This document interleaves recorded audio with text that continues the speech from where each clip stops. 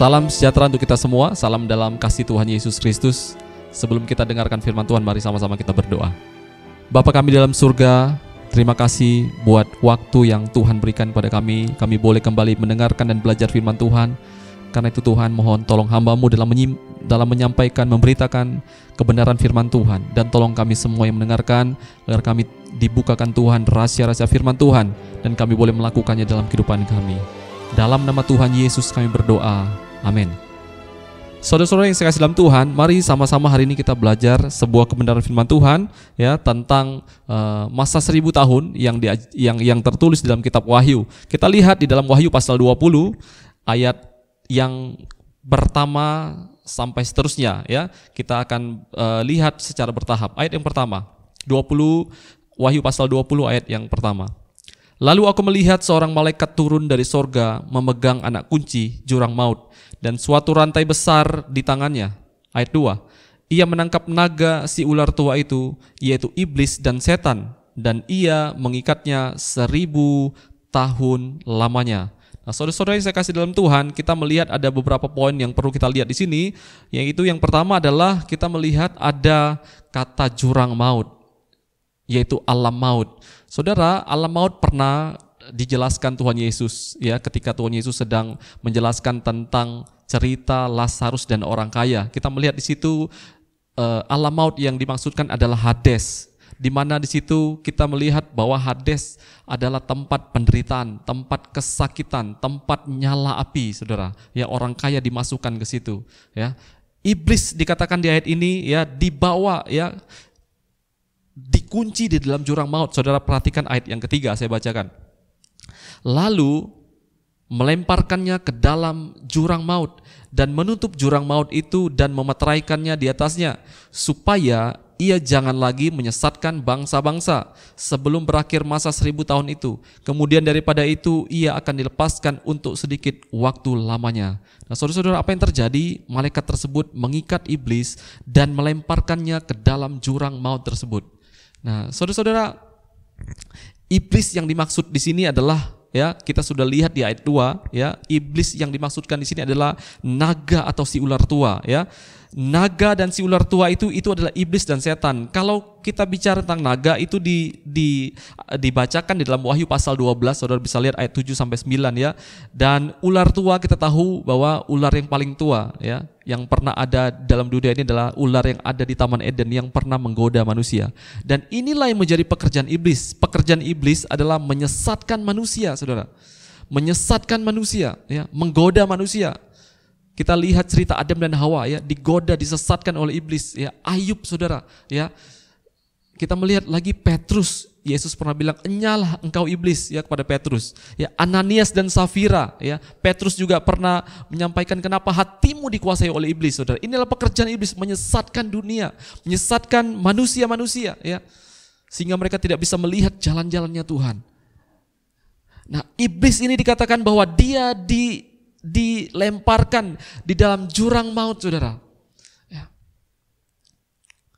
Supaya apa? Ayat 3 sangat jelas sekali ya, supaya ia jangan lagi menyesatkan bangsa-bangsa, saudara. Karena itu hari-hari ini ada hal yang perlu kita pelajari ya, yang kita perlu pelajari sebagai manusia, saudara. Semenjak manusia jatuh dalam dosa ya, Alkitab mencatat di dalam Kejadian pasal 3 ayat 15, Allah berkata, "Aku akan mengadakan permusuhan antara engkau dan perempuan ini, antara keturunanmu dan keturunannya. Keturunannya akan meremukkan kepalamu dan engkau akan meremukkan tumitnya."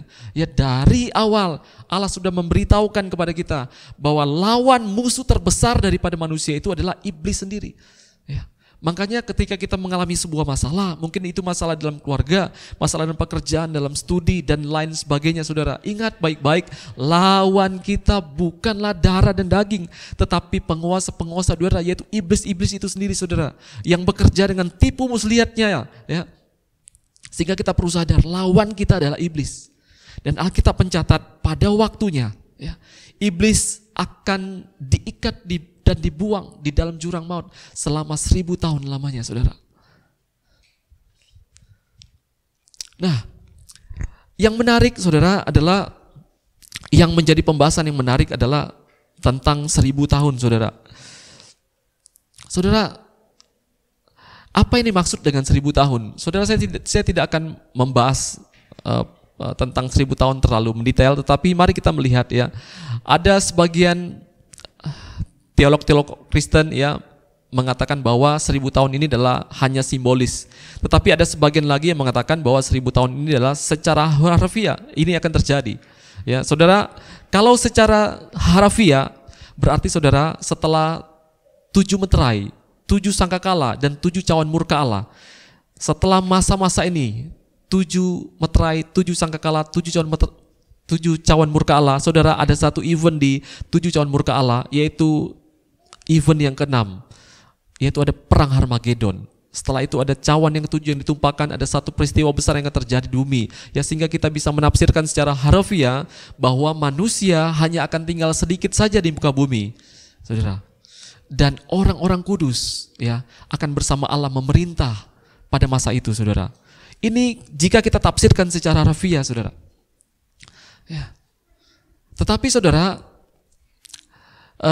jika kita tafsirkan secara simbolis, saudara, karena mengapa? Karena mungkin ada yang berpandangan mana mungkin orang akan bisa hidup selama 1000 tahun, sementara hidup manusia paling tinggi saja 960 sekian. Ya, Metusala kita tahu, saudara.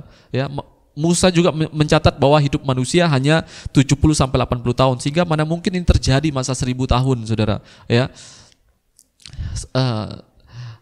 tetapi saya tidak mengajak kita mengupas hal-hal ini, ya. Saya menghargai pandangan yang berkata bahwa ini secara hurufiah, tetapi saya juga menghargai pandangan yang mengatakan bahwa ini hanya simbolis.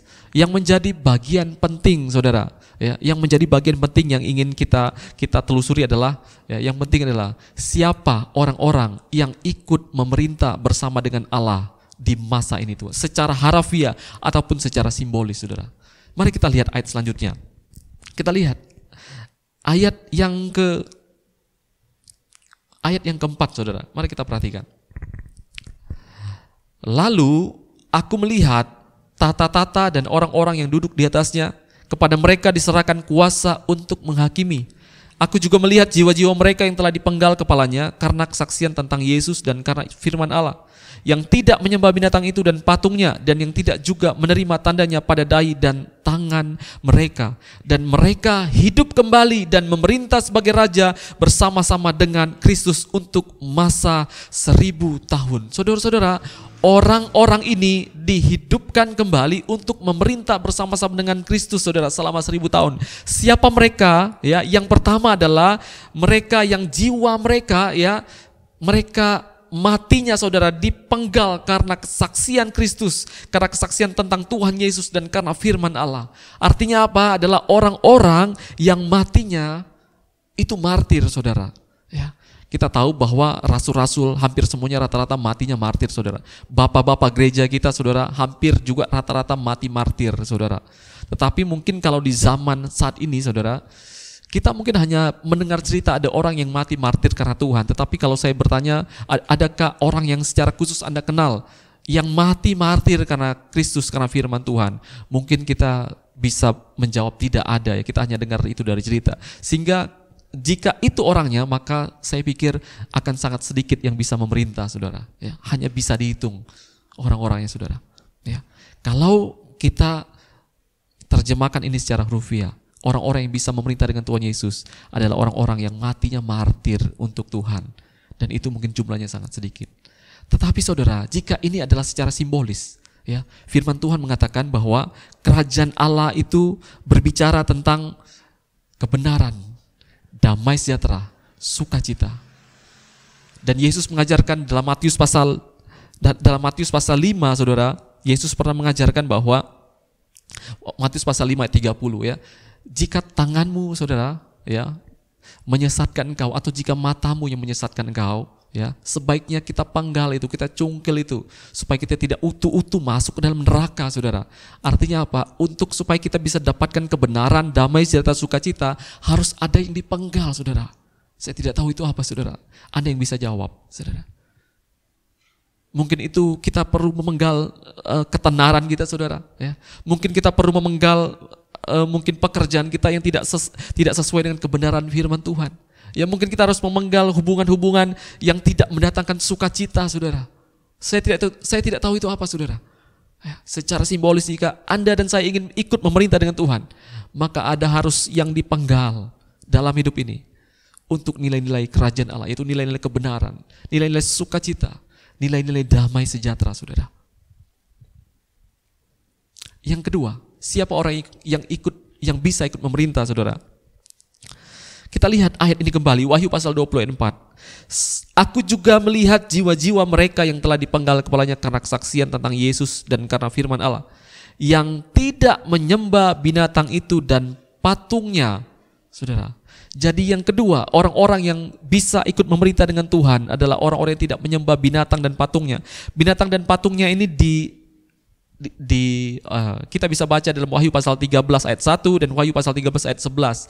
Saya tidak jelaskan secara panjang, itu menggambarkan Wahyu 13 ayat 11 bicara tentang antikristus, saudara, dan Wahyu pasal 13 ayat 11 itu tentang seorang binatang yang keluar yang mirip dengan anak domba, yaitu bicara tentang nabi palsu, saudara. Sehingga kalau kita terjemahkan secara harafiah, berarti orang-orang yang pada masa antikristus berkuasa nanti, saudara, mereka menyembah. Ya, menyembah itu artinya, saudara, menghargai, menjunjung tinggi, mengakui, mentaati, ya, mentaati berarti ikut serta dalam pemerintahan antikristus dan nabi-nabi palsu itu. Secara harafiah, mereka tidak bisa ikut memerintah bersama Tuhan. Tetapi jika ini kita artikan secara simbolis, saudara, saya tidak tahu. Ketika engkau jalankan bisnismu, saudara, apakah nilai-nilai firman Tuhan diutamakan daripada nilai rekan-rekan bisnismu, saudara? Waktu engkau membangun keluarga, membangun hubungan, mungkin apakah engkau lebih milih zodiak Leo, ya, atau Pisces, Star, Virgo dan lain sebagainya, mungkin yang suka baca seperti ini, saudara. Apakah itu yang lebih utama daripada firman Tuhan, saudara? Ya, nilai penghormatan yang paling tinggi dalam hidupmu itu saat ini kepada siapa, saudara? Ya, kalau kepada Tuhan, maka engkau layak memerintah bersama-sama dengan Tuhan, saudara. Secara simbolis, saudara. Dan yang terakhir, saudara, mari kita lihat kembali, kita baca ayat ini, Wahyu pasal 20 ayat 4. Aku juga melihat jiwa-jiwa mereka yang telah dipenggal kepalanya karena kesaksian tentang Yesus dan karena firman Allah, yang tidak menyembah binatang itu dan patungnya, dan yang tidak juga menerima tandanya pada dahi dan tangan mereka, saudara. Tanda pada dahi dan tangan, ya, pertama kali Allah yang lakukan pada Ulangan pasal 6, saudara bisa baca, ya. Taruhlah itu, ya, pada dahi, pada tangan. Taruh apa, saudara? Taruh firman Tuhan. Maksudnya apa? Taruh firman Tuhan dalam hati, pikiran kita, dan lakukan dalam setiap kehidupan kita. Itu maksudnya, saudara. Ya. Saya tidak tahu ada apa di dalam hati dan tangan kita hari-hari ini, saudara. Saudara, lawan terberat Allah hari ini, saudara, kalau ingin tahu lawan terberat Allah hari ini, Matius pasal 6 ayat 24. Tak seorang pun dapat mengabdi kepada dua tuan, karena jika demikian ia akan membenci yang seorang dan mengasihi yang lain, atau ia akan setia kepada yang seorang dan tidak mengindahkan yang lain. Kamu tidak dapat mengabdi kepada Allah dan kepada Mamon. Saudara, ada dua tandingan tempat saudara mengabdi di dunia ini, saudara. Allah atau Mamon. 1 Timotius 6 ayat 10 berkata demikian. Karena akar segala kejahatan ialah cinta uang, saudara. Saudara dengarkan baik-baik, saudara. Orang yang bisa memerintah bersama-sama dengan Tuhan adalah orang yang di dalam kepalanya ada tanda di dalam hati dan pikirannya dan dia melakukannya, yaitu firman Tuhan, saudara. Sehingga kalau yang ada di dalam hati dan pikiran kita adalah bukan Tuhan, bukan firman Tuhan, itu sudah pasti, saudara, adalah Mamon, saudara. Karena lawan Allah hari-hari ini cuma satu, saudara, yaitu Mamon, saudara. Hari ini orang berusaha mendapatkan Mamon. Ibadah pun rela ditinggalkan karena Mamon, karena uang, saudara. Hubungan pun akan ditinggalkan karena apa? Kenyamanan uang, saudara. Kepentingan uang, saudara. Keluarga bisa ditinggalkan, saudara. Kita bisa korupsi, kita bisa melakukan kejahatan dan lain sebagainya hanya karena uang sebenarnya, saudara. Saudara dengarkan baik-baik. Kalau tidak memiliki tanda ini, kalau di dalam hati pikiran kita, saudara, tidak ada tanda firman Tuhan, tidak menyimpan, makanya kenapa Mazmur 119 mengatakan, dalam hatiku aku menyimpan janjimu supaya aku tidak berdosa padamu. Ya. Berapa kali anak murid-murid pembimbingan kami di pemuritan growing class kami latih untuk menghafal firman Tuhan. Ya, kenapa? Kalau tidak punya firman Tuhan, bagaimana bisa menang, saudara? Dosa akan terus, ya, iblis akan terus, ya, merasu kita, ya, sehingga hati dan pikiran kita terpikat oleh dunia, saudara. Masa 1000 tahun. Ini adalah masa di mana yang dinantikan oleh orang-orang kudus. Mereka ikut memerintah dengan Tuhan, tetapi ingat baik-baik, yang bisa memerintah dengan Tuhan secara harafiah, mereka yang matinya martir, saudara. Ya, mereka yang tidak menyembah patung dan binatang itu, saudara, pada masa antikristus nanti. Dan mereka, saudara, yang tidak memakai tanda tersebut, tanda 666 secara harafiah, saudara, tetapi secara simbolis mereka adalah orang-orang yang berani memenggal, ya, kehidupan daging, ya, demi kebenaran, demi sukacita, demi damai sejahtera, yaitu demi nilai-nilai firman Tuhan. Dan mereka adalah orang-orang yang tidak menghormati, tidak menjunjung tinggi nilai-nilai dunia, tapi lebih menghormati, menjunjung tinggi nilai-nilai firman Tuhan. Dan yang ketiga, secara simbolis, orang yang bisa ikut memerintah dengan Tuhan adalah orang-orang, saudara, yang dalam pikirannya, dalam hatinya hanya Tuhan, hanya firman Tuhan. Sehingga ketika dihadapkan dengan persoalan-persoalan dunia, ya, antara memilih jalan Tuhan dan jalan dunia, hati dan pikiran mereka tetap pada Tuhan. Orang-orang inilah yang disebut orang-orang kudus, saudara, yang ikut, yang memerintah dengan Tuhan, saudara.